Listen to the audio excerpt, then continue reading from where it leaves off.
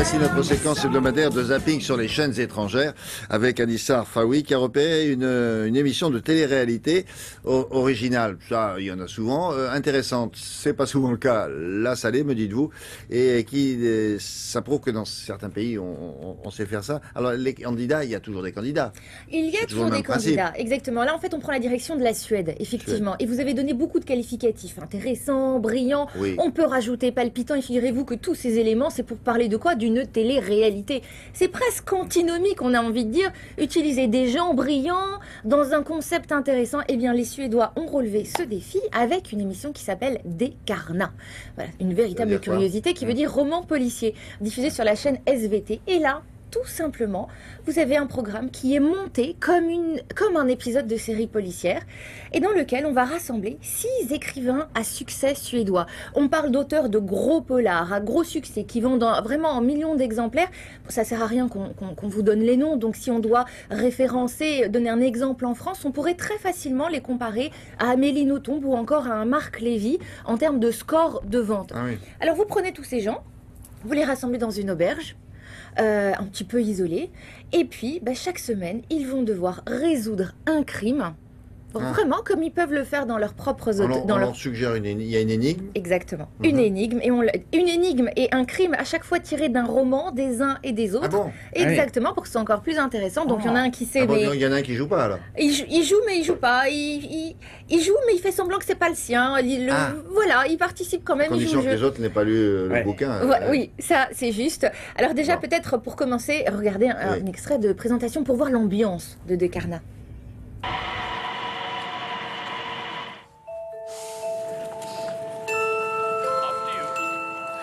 De här 6 författarna, de har fängslat miljontals svenskar genom åren med sina hyllade deckare. Men få vet egentligen vilka de är. För bakom deras framgångsrika yttre så döljer sig ett stort mörker. Tillsammans så har de slagit, skjutit ihjäl och strypt 125 människor. Vad var motivet? Det ska vi ta reda på kväll. Välkommen till Deckarna.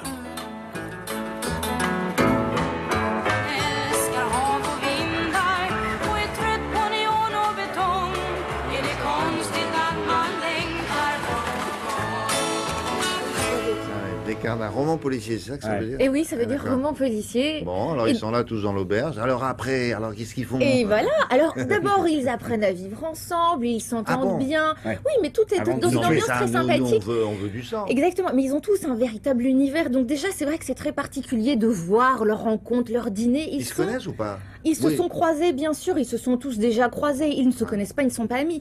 Maintenant, ce qui est intéressant, c'est qu'à chaque fois qu'il faut résoudre une énigme, c'est pas tout simplement une énigme exposée. Non, c'est une véritable mise en abîme, une véritable immersion, une scène réelle qu'ils doivent vivre. Et pour mieux comprendre ce que je dis... On reconstitue la scène du crime. Sinon, ce serait pas assez palpitant. Regardez comment ça se passe.